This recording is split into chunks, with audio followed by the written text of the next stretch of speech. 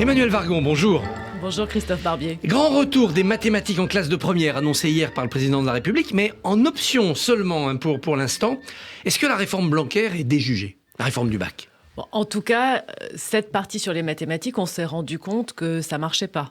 Notamment parce que les filles arrêtaient massivement de choisir les maths. Et on a plutôt envie d'orienter les filles aussi vers les carrières scientifiques et c'est vraiment dommage. Vous avez vous-même fait une carrière dans la santé, donc vous êtes passé par des classes où les mathématiques pesaient beaucoup trop peut-être. Moi, j'aimais bien les mathématiques, en fait. Autant la physique, c'était pas mon truc, autant les mathématiques, ça allait. Mais c'est vrai que les filles, souvent, se disent « ça va être trop dur pour moi ». Donc, du coup, remettre les maths d'abord en option pour tout le monde et ensuite dans le tronc commun, je pense que c'est une bonne décision. Des fois, toutes les réformes, il y a des moments où il faut les ajuster, les adapter. Il y a des choses qui marchent, des choses qui marchent pas. Et c'est bien aussi de reconnaître quand on a des changements à faire. Ça va suffire pour ramener les filles vers les mathématiques ? Bon, je pense qu'il y a un gros sujet sur les filles vers les carrières d'ingénieurs, les carrières technique. Moi, en tant que ministre du Logement, j'ai beaucoup travaillé avec les acteurs du bâtiment.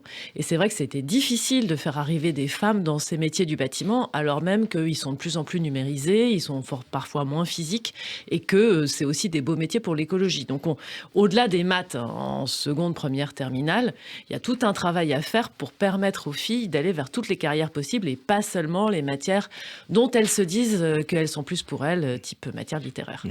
Le président de la République veut aussi qu'il y ait plus d'autonomie pour les chefs d'établissement, notamment pour recruter les enseignants. Est-ce que l'école devient une entreprise comme une autre ? Non, on n'en est pas là du tout. En fait, il existe déjà depuis quelque temps ce qu'on appelle des postes à profil, c'est-à-dire qui permettent aux chefs d'établissement de recruter sur des caractéristiques particulières. Et là, l'expérimentation qui a démarré il y a quelques mois à Marseille et qui a l'air prometteuse, dit que quand on a un projet dans une école et où on peut avoir plus de flexibilité, plus de souplesse sur le programme, la pédagogie, on peut aussi définir des postes sur lesquels on recrute un peu différemment. Donc c'est ça que le président va généraliser. Ça ne veut pas dire que tous les chefs d'établissement vont tous choisir tous les profs, mais ça permet d'ouvrir une voie un peu pionnière pour fédérer une équipe autour d'un projet. Et vous savez, c'est vrai un peu partout, ça marche mieux dans un collectif, que ce soit dans une administration, dans une entreprise, même dans une association, quand vous êtes fédéré autour d'un projet. Eh bien, on va voir ce soir la fédération autour d'un drôle de projet, c'est le match de foot France-Danemark. Alors, à l'ombre portée, bien entendu, au Stade de France, de ce qui s'est passé la semaine dernière, 76% des Français, selon l'Institut Odoxa, trouvent que les explications du ministre de l'Intérieur sont insuffisantes. Et vous ? En tout cas, ce soir, ça devrait mieux se passer. Ça sera un match plus calme. Et on a quand même eu des matchs au Stade de France qui se passaient dans de bonnes conditions. Donc, c'est un peu exceptionnel. Mais là, il y a eu des défaillances à tous les niveaux. Il faudra aller au bout de l'explication. Il y a maintenant une commission d'enquête sénatoriale. Donc, on va la laisser travailler.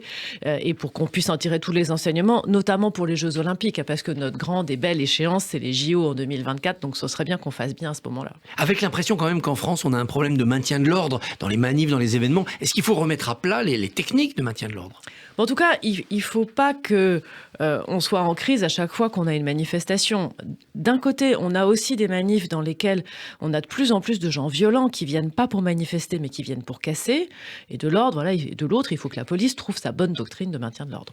Alors, on est en campagne législative. Vous êtes vous-même candidate Renaissance dans la 8e circonscription du Val-de-Marne. On va en parler. C'est Maisons-Alfort, c'est Charenton, Joinville et Saint-Maurice. Voilà. Et dans on le va en parler, Val-de-Marne. mais au niveau national, on a l'impression que le gouvernement, que la première ministre n'arrive pas à imprimer sur cette campagne. C'est votre sentiment ? En fait, une campagne des législatives, ça reste une campagne locale. Donc, vous savez, on a 577 circonscriptions. Moi, je suis candidate dans une circonscription du Val-de-Marne, la 8e, et chaque campagne est un peu différente. Donc, bien sûr, on a des fondamentaux communs. Le premier fondamental étant, est-ce que vous voulez voter pour un député ou une députée qui va soutenir le président de la République, le gouvernement, lui donner une majorité, faire adopter les prochaines lois. On a une loi pouvoir d'achat qui arrive. Pour que cette loi soit adoptée, il faut des députés qui soutiennent le gouvernement. Donc ça, c'est un fondamental. Comment est-ce que vous voulez que votre député se positionne par rapport au gouvernement ? Et puis après, il y a forcément des enjeux locaux. Quels sont les grands dossiers que le député va défendre, dossiers du territoire ? Dans le Val-de-Marne, c'est beaucoup l'écologie, la sécurité, la tranquillité. On a par exemple un problème avec le bois de Vincennes, puisque le bois de Vincennes est géré par la ville de Paris, mais en fait les riverains sont tous val-de-marnais, donc il y a quelque chose à faire autour de ça. Et qu'est-ce qu'il faut faire ? Peut-être changer les textes justement pour dire que la ville de Paris ne peut pas gérer toute seule un espace où en fait tous les riverains sont des riverains de communes qui ne sont pas Paris. Le Grand Paris ne suffit pas à régler ce genre de problème. Non, le Grand Paris ne le règle pas du tout parce que c'est pas le Grand Paris qui a la compétence sur le bois de Vincennes, c'est la ville de Paris elle-même. Vous savez, c'est des choses très concrètes. Là, il y avait 2 mois de foire du trône et les riverains sont exaspérés. Du coup, insécurité, trouble... Insécurité, problème de tranquillité, de voisinage, par exemple. Si vous êtes élu, vous porterez ce dossier pour qu'on change l'attribution juridique en quelque sorte. Si je suis élu, oui, j'ouvrirai cette question juridique. Peut-être d'ailleurs qu'il faut une proposition de loi. C'est quelque chose qu'il faudra qu'on regarde avec les autres députés qui sont concernés. Et de quoi d'autre vous parlent vos électeurs? Le pouvoir d'achat dans ce morceau du Val-de-Marne, c'est un souci quotidien? Le pouvoir d'achat reste un souci, notamment pour les retraités qui seront contents de voir arriver l'indexation des retraites sur l'inflation. Vous savez que c'est l'un des grands engagements qu'on a pris. Indexer les retraites sur l'inflation dès juillet, si le président de la République a la majorité. On a aussi des sujets de sécurité stricto sensu sur la voie publique, voilà, limiter les atteintes aux personnes, aux biens. Et après, même dans le Val-de-Marne, on a un sujet de déserts médicaux, où c'est plus difficile de trouver des médecins, des kinés, des paramédicaux. Donc cette grande réforme de la santé qui arrive, elle est aussi très attendue. Et comment peut-on faire pour inciter des jeunes médecins à aller dans le Val-de-Marne? C'est quand même pas si loin et il y a des clients. Oui, en fait, c'est plus une question d'organisation des soins. C'est les médecins qui partent à la retraite, comment est-ce qu'on les remplace? C'est le partenariat ville-hôpital. On a des hôpitaux qui, comme partout, sont en situation de surcharge. Donc c'est vraiment la réforme globale du système de santé qui aidera, mais on peut en faire un territoire expérimental dans le Val-de-Marne. Expérimental, par exemple, du rétablissement des médecins de garde le soir tard ou le week-end, des médecins de ville de garde? Oui, en tout cas, essayer de proposer, un peu comme pour l'école où on dit on donne plus de flexibilité, plus de souplesse aux acteurs locaux pour s'organiser, proposer une organisation différente dans laquelle les gardes sont mutualisées entre plusieurs territoires, entre la ville et l'hôpital. On peut faire des choses très concrètes. Dans ces zones urbaines d'Île-de-France, le logement est aussi un problème. Vous étiez ministre du Logement il y a encore quelques temps. D'ailleurs, vous n'avez pas été remplacé. C'est bizarre qu'il n'y ait pas de ministre du Logement dans ce gouvernement. Alors, c'est temporaire, puisqu'il y aura bien un ou une ministre du Logement après les législatives. Le logement est rattaché au grand ministère de la Transition écologique territoriale, donc dirigé par Amélie de Montchalin.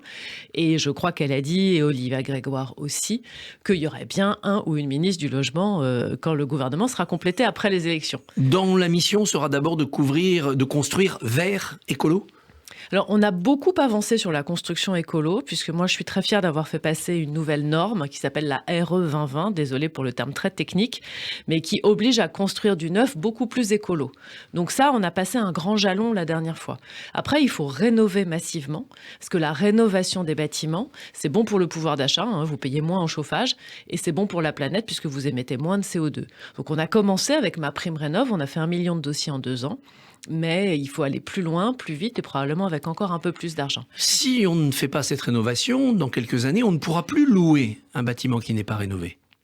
Oui, dans la loi climat et résilience, on a décidé, avec tous les parlementaires, qu'à partir de 2025, on ne pourrait plus mettre en location pour un nouveau bail les pires passoires thermiques. F et G. G en 2025, voilà, G en 2025 et F en 2028. Et il faut évidemment accompagner les propriétaires pour qu'ils puissent faire des travaux. Mais si vous voulez, quand vous êtes locataire et que vous êtes dans ce qu'on appelle une passoire thermique, en gros, quand vous essayez de chauffer, vous chauffez l'extérieur. Et donc, ça vous coûte une fortune. Et en plus, vous êtes en réalité très mal chauffé parce que vous n'y arrivez jamais. Et quand vous êtes locataire, vous ne pouvez pas faire les travaux parce que les travaux, ils sont payés par le propriétaire. Donc, à un moment, il faut trouver un système dans lequel le propriétaire doit faire des travaux. Sinon, c'est terrible pour les locataires. C'est évidemment, en général, des gens qui n'ont pas énormément de moyens qui se retrouvent à louer ces passoires thermiques. Mais aujourd'hui, les propriétaires vous disent 2 choses. La première, c'est « Ah ben, je ne peux pas faire des travaux, c'est de plus en plus cher, il y a l'inflation et les entreprises font même plus de devis ». C'est un problème, ça. Alors, je ne sais pas où on en est sur les entreprises qui font des devis ou pas, mais en tout cas, l'année dernière et même au début de cette année, l'activité du bâtiment allait bien, les entreprises travaillaient plutôt bien, on avait des problèmes ponctuels d'approvisionnement en matériaux qui étaient plutôt en train de se résorber. Après, vous savez, on donne un signal, c'est-à-dire quand on vote une loi comme ça, on donne un signal avec une date. Si finalement il faut un peu de flexibilité parce que peut-être qu'il faut 6 mois de plus, ça je pense que le gouvernement saura écouter et saura donner la flexibilité nécessaire. Et d'autres incitations fiscales aussi. Voilà. Et peut-être des incitations fiscales supplémentaires, tout à fait, pour accompagner les propriétaires. L'autre remarque des propriétaires, c'est de dire oui, mais si je fais des travaux, je vais vouloir augmenter le loyer. Et là, je suis contraint, je suis plafonné. On parle même de gel des loyers. Alors, Il y a deux choses très distinctes. Il y a la question de savoir comment est-ce que l'inflation se répercute sur les loyers et comment éviter d'avoir une spirale où les prix augmentent, les loyers augmentent et c'est encore plus dur et le pouvoir d'achat diminue encore plus. Donc ça, c'est sur la table du gouvernement.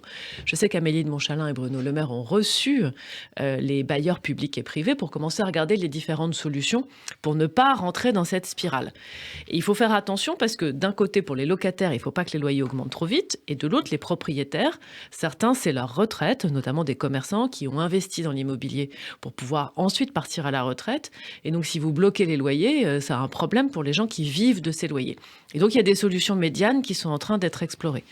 Alors, pardon de nous avoir rappelé les dossiers de votre ministère, mais ça reste des sujets qui m'intéressent beaucoup, bien sûr. Et puis, c'est des sujets sur lesquels je me suis investie pendant 2 ans et donc qui m'intéressent. Alors, vous êtes maintenant candidat dans une circonscription détenue par les Républicains, c'est un fief LR. Pourquoi ce choix périlleux ? Je suis candidate tout près de chez moi, dans le Val-de-Marne, parce que moi, je pense que on fait de la politique dans son territoire et c'est mon territoire. Je suis candidate parce que je suis face à un député qui a déjà fait 5 mandats, donc 25 ans de député, avec peut-être l'idée qu'un peu de renouvellement serait bien. Et puis, c'est un député d'opposition et moi je suis candidate pour que cette circonscription bascule et soutienne le président de la République parce que le président de la République aura besoin de tous les députés possibles pour faire face à des députés NUPS insoumis qui vont être très nombreux, très contestataires et donc une Assemblée nationale qui va être très difficile à tenir. Et donc dans cette Assemblée nationale difficile à tenir, on n'a pas besoin de députés qui font de la figuration, on a besoin de députés qui sont engagés et engagés auprès du président. Territoire de progrès, votre formation à l'intérieur de la majorité, c'est plutôt la gauche macronienne. Là, c'est une circonscription de droite. Vous recevez, je crois, Christian Estrosi la semaine prochaine. Oui, j'ai le plaisir de recevoir Christian Estrosi à Maisons-Alfort le 7 juin. Et vous savez, moi, je me reconnais dans le projet du président de la République qui est de faire travailler ensemble des hommes et des femmes de bonne volonté, centre-droit et centre-gauche, le dépassement. Donc moi, ça me va très bien. Et plus tard, Territoire de progrès va se dissoudre dans Renaissance. Est-ce que c'est pas dommage ?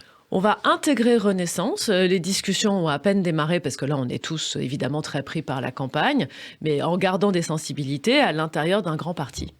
Qui va d'ailleurs rendre, apprend-on ce matin dans le Parisien, ses adhésions payantes.